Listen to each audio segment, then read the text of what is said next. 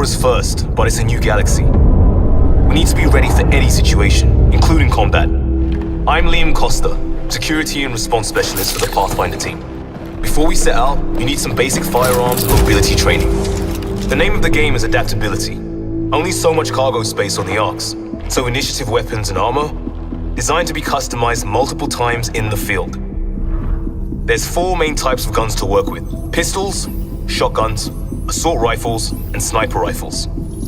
Pistols are your standard medium to short range weapon. Easy to aim and fire, and low recoil so you can shoot on the move. Lightweight, quick to reload. When you're ready to punch it up a little, Carnifex pistol with grenade launcher augmentation for the advanced user. Next, shotguns. Perfect for getting in close. Shotguns are simple. For large targets, grouping, or just some extra kick. They hit hard with a wide shot pattern. Like all our kits, they're highly adaptable. A personal favorite, katana with laser shells. For obvious reasons. Next up, assault rifles. High rate of fire for covering fast targets and making short work of shields. And if you watch your recoil, good at distance too. If you can see your mark, chances are you can hit it. Augmentation of choice, Avenger with electrical conduit. Last in the queue, sniper rifles, the heavy hitters. High-powered, accurate, and long range. They'll take down almost anything while it's still a speck in your scope. Now, guns aren't everything. Close quarters training is a must. Do you have the finesse for an Asari biotic sword? Or the muscle for a Krogan hammer? Some of you have biotic implants, or advanced Omnitool tech. Biotic abilities can shape the world, and if fighting is unavoidable, they'll be your go-to. Any object can be a projectile, even your target, or just toss them into the air and give squad mates an easy shot. When you're manipulating combat at a gravitational level, almost anything is possible. Omnitools are tools, and they're just as useful for defense and offense. With tuning and training, they can be outfitted to freeze, burn, or electrify. And never underestimate a tried and true Omniplate. Options are key. I prefer a little of everything, but if you focus on certain skills, you can do amazing things. Biotic Specialist, Adept is the path for you. Feeling tactical, Sentinel is the way. Want to get in fast and shake things up? Vanguard. Have a look at each specialization, and you'll get an idea of what they can do, what you can do. Last but not least, let's talk mobility. Fun mobility. Jump jets. Need the high ground? You've always got it handy. A quick dash will get you out of an attack path. Like everything else, jump jets are adaptable if things get rough. Nothing better for exploration. The initiative is about a new beginning, pioneering. With the right gear and the right skills, we'll be ready for anything. Everyone has a role. And most importantly, we've got each other's backs.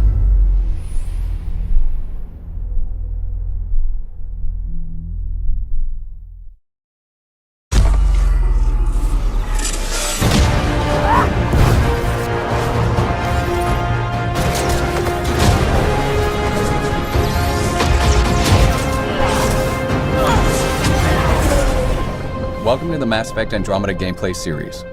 In Mass Effect Andromeda, you are the Pathfinder, the ultimate adventurer in a vast, unexplored galaxy on a mission to find a new home for humanity. Can you make it somewhere tropical? Nice, warm ocean, summer year-round? Our first video will take a look at weapons and skills. Andromeda's action is built around fluid, fast-paced, third-person combat.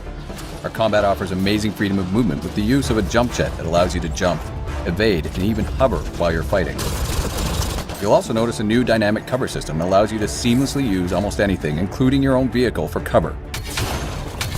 All this freedom allows you to approach the battle in a way that suits your gameplay style.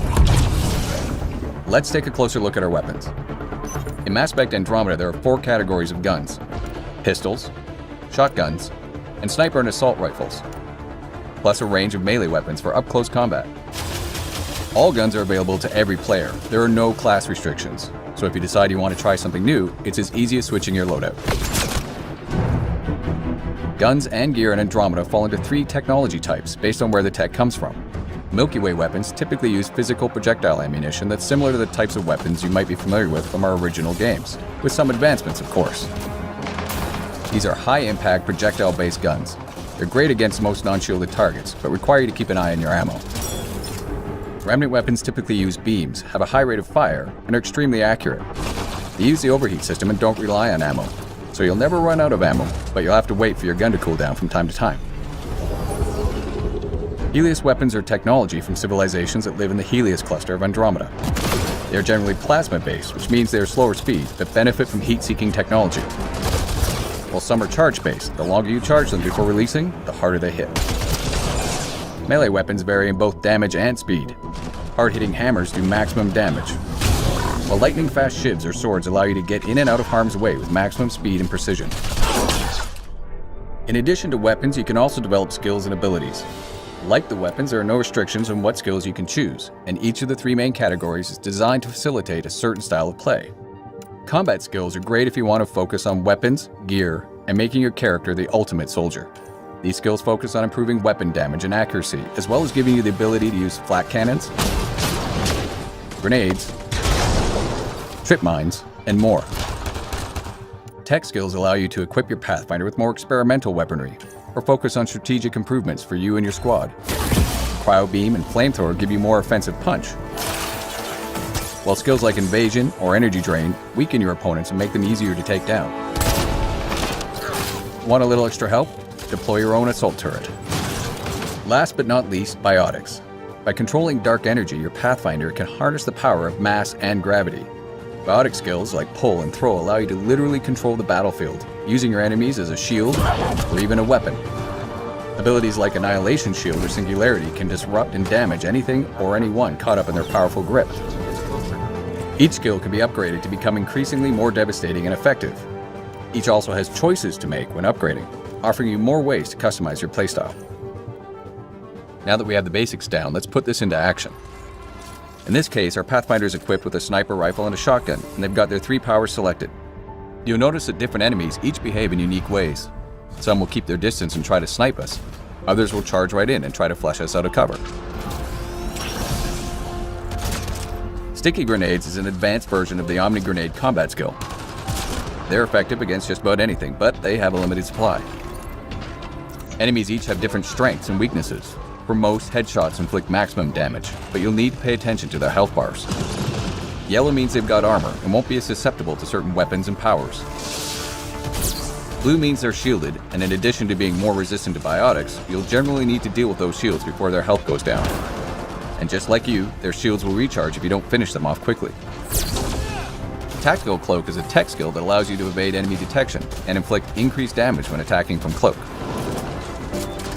And finally, Overload, another tech skill that's great for taking out enemy shields and synthetic enemies. By holding it before releasing, you can even chain it to multiple enemies. And this is just one of the hundreds of combinations of weapons and skills you can try in Andromeda. Stay tuned for future installments where we'll show you our profiles to give you an added boost in combat, favorites which allow you immediate access to your sets of powers so you can change up on the fly, and squad skills and commands. Take cover! Take cover!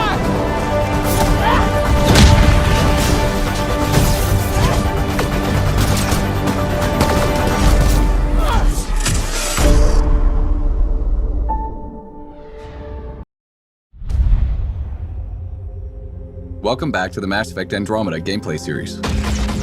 In our first installments, we took a closer look at combat gameplay. Today, we're diving straight into the heart of Mass Effect Andromeda: exploration. In addition to beautiful story missions, Andromeda is filled with worlds to explore. No way this is home. Our story is contained within the Helios cluster, a portion of space populated with dozens of star systems. And the Tempest is where that exploration begins. You can navigate star systems using the Tempest's galaxy map. From planets to moons to anomalies and starships, wherever you are in Helios, you'll now be able to see everything that exists outside the ship's main windows in real time.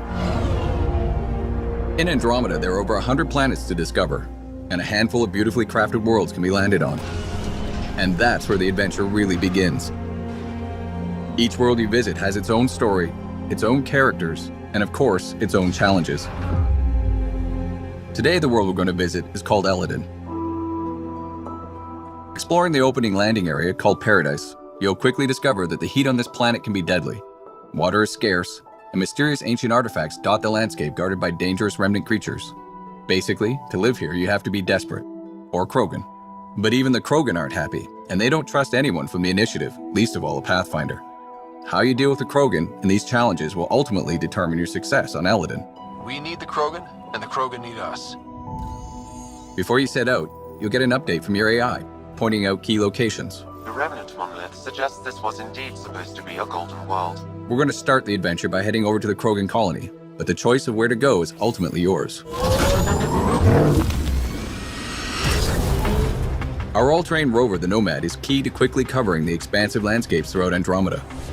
You can also enhance the Nomad with a series of functional upgrades designed to give you better turbo boost, higher jumps, better handling, and more. While you're exploring, one of the key objectives will be to discover locations to call down forward stations. Once found, each of these will act as a fast travel point and allow you to change your loadout or call the Nomad if it gets lost or destroyed. They also offer resupply and protection from any environmental hazards. Our conversations at the Krogan colony point us in a few directions. Exiles are causing trouble at their base, the Flophouse, and a derelict remnant ship may have a drive core the Krogan are in desperate need of. Let's head to that ship and see what we can find. Out here, we are more exposed to the heat. In Andromeda, all of the planets have localized and/or global hazards. The Pathfinder and the Nomad are both separately outfitted with life support systems that help protect against these hazards. But once you run out, you'll need to find a safe location or a forward station to recharge. I'm reading a normal temperature range, Pathfinder. As you travel throughout the world, you'll find new areas to explore, new characters, and new storylines. Ultimately, all of these discoveries will help raise the viability of the planet. Increasing planet viability does two things: allow for the creation of an outpost, and upgrade the Nexus, the Andromeda Initiative's space station. Before a planet can support an outpost, you'll first need to get its viability to at least 40% by pacifying threats, allying yourself to locals, solving environmental problems, and accomplishing specific tasks related to that planet's story. For example, in the case of Eladin, your relationship with the Krogan will determine whether you can build here or not. Regardless of whether you build an outpost, your exploration and discoveries will also give you Andromeda viability points. Reaching thresholds will allow you to upgrade the Nexus and wake up more colonists from cryosleep. Who you decide to wake up will determine what perks and advantages you'll get. Will you wake up scientists to give you an edge in research and development? Military personnel to give you an edge in combat? Or merchants to give you a leg up when trading? But of course, not everything on these worlds will be so straightforward. Andromeda holds many mysteries, not the least of which is a vast network of ancient vaults. Simply figuring out how to access one of these vaults is a challenge in and of itself that can take you across an entire world. Once inside, you'll need to rely on skills from every element of Andromeda gameplay, including exploration, environmental navigation, puzzle solving, and combat to get them back online, and then make it out alive. Go! And resolving the mystery of these vaults may just hold the key to survival in Andromeda. This is unbelievable. At its heart, Mass Effect Andromeda is a game of discovery and exploration. The choices you make and the places you go let you blaze your own unique trail through Andromeda. Whether you're exploring the depths of a crashed starship or delving into the core of an active volcano, the more you engage with the world around you and the characters in it, the more that world will surprise you with what's waiting just around the corner. It's really gonna be something, isn't it?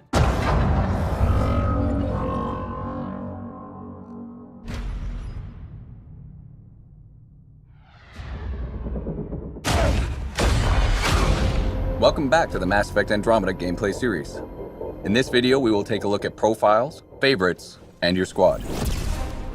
As you level up in Mass Effect Andromeda, you'll gain access to dozens of skills and over 300 skill upgrades. You're free to pick any skill without being limited to a class, which allows you to create a Pathfinder that is totally suited to how you want to play. As we discovered last time, there are three main types of skills in the game: combat, tech, and biotics. As you unlock skills over the course of the game, you'll also start gaining access to profiles. There are 7 types. Let's take a look at 2 of them, the Adept and the Explorer. The Adept profile is perfect for players who want to specialize in biotics. As you choose more biotic skills, the Adept profile will give you bonuses to suit your playstyle. And as you can see, choosing Adept gives bonuses to duration and damage of your biotics. The more you invest in those skills, the higher level profiles you can unlock. Or maybe you want to be more versatile, choosing some combat mixed with biotic and tech skills. This will unlock the Explorer profile, giving you perks and buffs that enhance all your abilities. And of course, you can swap these profiles at any time, allowing you to keep the action fresh, giving you a number of ways to tackle every battle, and making sure you never feel locked into a particular style of play. This brings us to favorites. Favorites are a quick way to map 3 skills and a single profile to one slot. Anytime during combat, you can switch between one of these 4 slots, giving you access to up to 12 of your favorite skills during the course of a single fight. Here's an example. In this battle, I've equipped a favorites loadout designed for long-range combat, utilizing cloak and a sniper rifle to suppress oncoming enemies. The sniper alone isn't enough, so I'll deploy an assault turret and toss some grenades before switching to my second favorites loadout. It's designed for close quarters combat. Loading these new abilities puts them in a cooldown by default, so I'll have to make do with my shotgun until they're ready. The Fiend is too powerful and I'm not in any position to take it out immediately, but my new favorites are ready. I'll make my getaway using biotic charge and then maneuver around this group of enemies. This favorites loadout is particularly combo friendly, so I'll engage by comboing Cryo Beam and Lance for an explosive result, then clean up with my shotgun. It looks like the Fiend has taken an interest. I'll do what I can from a distance before switching to my third favorites loadout, one that emphasizes ranged biotic abilities such as Backlash and Shockwave, as well as Flamethrower. Let's see if we can find a better vantage point and stall the Fiend's approach. Using Backlash, I can shield myself from oncoming fire and deflect it back at the enemy. This is particularly useful against large crowds of enemies. However, this horde is scattered, so I'll need to regroup. Looks like the Fiend has other plans. I'll stand my ground by using Shockwave and then follow that up with Flamethrower. The Fiend is hurt, but it's going to take more than that to defeat it. Switching to my final favorites loadout, I'll engage the Fiend with soldier-focused abilities. Let's finish it off with Flak Cannon and Trip Mines. And when it comes to combat, don't forget your squad. Each of your 6 squad mates has 3 active and 2 passive skills. In this case, Cora uses her biotics as a support character, and Drac is a bruiser who can soak up lots of damage. Not only can you set your squad up around the battlefield, ordering them to defend locations, attack targets, or rally to your side, but you can also team up with them for devastating power combos. Power combos activate when you or one of your squad mates primes an enemy or groups of enemies, setting them up for the kill. Then you or a squad mate jumps in to detonate and finish the job. And you can always level up your squad mates to make them specifically good at priming or detonating targets.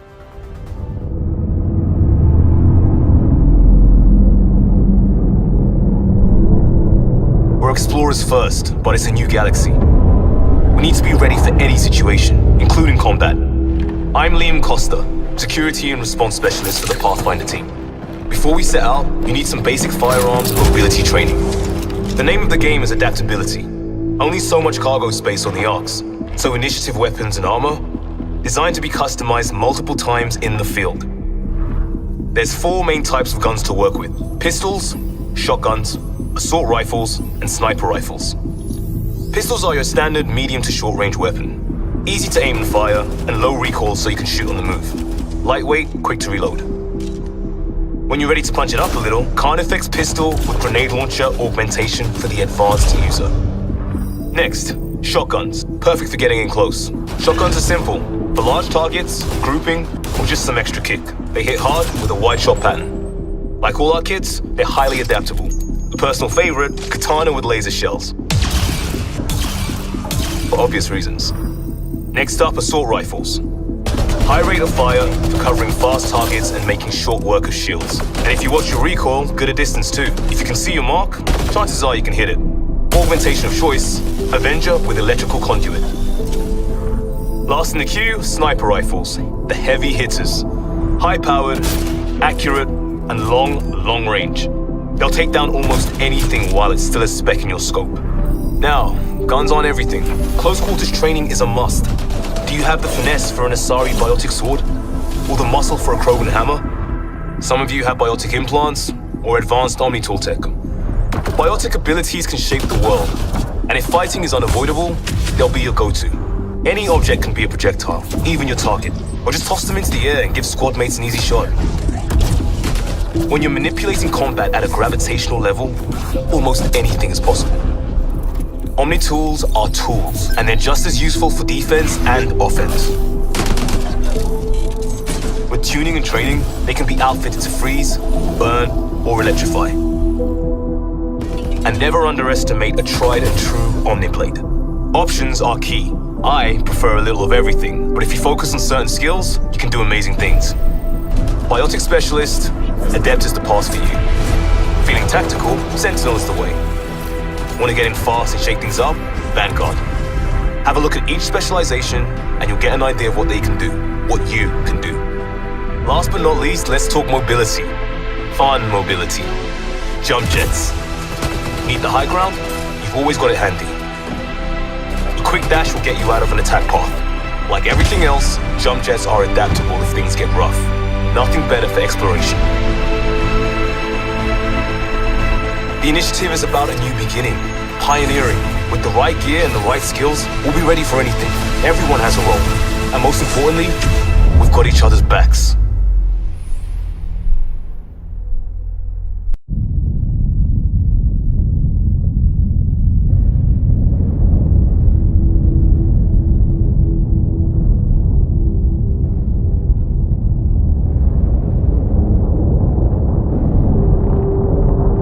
Building a new life in Andromeda starts with the search for solid ground and safe harbor. The search for our golden world. I'm Suvi Anwar, part of the Nexus science team and the science officer assigned to the Tempest. I'm here to explain the basics of the golden worlds we're planning to inhabit.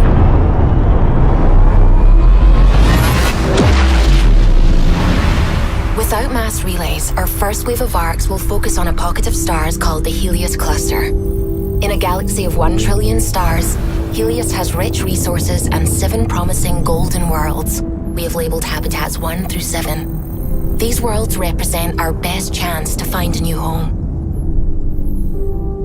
Golden worlds should not just be capable of supporting life, but should also be rich in minerals to supply our colonies and the initiative itself. The Nexus requires vast quantities of helium-3, water, ice, and element 0 to continue functioning. The more resources we gather, the more upgrades we can complete on the Nexus's infrastructure, the more colonists we can then awaken from cryosleep. There's no way to know for sure what state these golden worlds will be in until we get there, but our surveys have given us some preliminary data. Habitat 1 is an arid world with vast underground rivers. Despite the dry desert climate, temperatures are well within a comfortable range for settlement. Habitat 2, a large moon orbiting a gas giant, is expected to be rich in minerals and could potentially act as a resource for generations to come. Habitat 3 plays host to lush jungle canopies and rolling hills, while Habitat 4's scan suggests an immense wealth of liquid surface water, making it an ideal candidate as a life-sustaining world. For Arcturian and Quarian colonists, Habitat 5 appears to be a perfect home for dextroprotein life. Scans suggest Habitat 6 has wide oceans and a temperate climate. Last of all, Habitat 7 currently has all the markers of a tropical paradise. This will be our first destination upon arrival, 600 years from now, and quite possibly your future home. Pathfinder teams will investigate these planets to determine their viability. This includes everything from pacifying unforeseen threats and allying with potential indigenous populations, to solving environmental problems in an attempt to secure suitable placement for settlement outposts. Once an outpost is established, word is sent to the Nexus and more colonists can be awakened to continue the migration process. For those of you taking these first steps, it should also be noted that some worlds may already be the sovereign soil of an existing culture, a concern we will need to treat with respect. Our new home is out there, waiting to be discovered, and these 7 worlds represent our best chance to make that dream a reality. We've done everything in our power to give you a head start once we arrive, but the next steps now lie firmly with you. Your path in Andromeda is our future, and every step brings us closer to home.